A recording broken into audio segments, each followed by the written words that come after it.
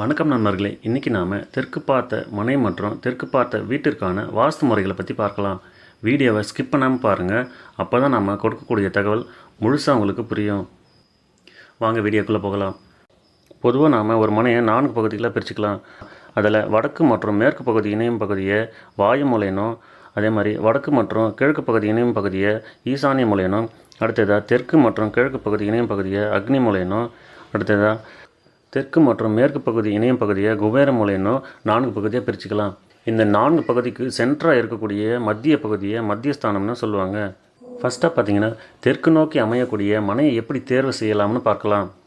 ஃபஸ்ட்டாக பார்த்தீங்கன்னா தெற்கு நோக்கி அமையக்கூடிய மனையை எப்படி தேர்வு செய்யலாம்னு பார்த்தீங்கன்னா, வடக்கு, தெற்கு, கிழக்கு மற்றும் மேற்கு பகுதி எப்பவுமே சமமான பகுதியாக இருக்கிற மாதிரி இடத்த தேர்வு செய்யலாம். அல்லது மேற்கு மற்றும் தெற்கு பகுதி பார்த்திங்கன்னா சற்று உயரமான பகுதியாகவும், அதே மாதிரி வடக்கு மற்றும் கிழக்கு பகுதி சற்று தாழ்வான பகுதியாக இருக்கிற மனையை தேர்வு செய்யலாம்.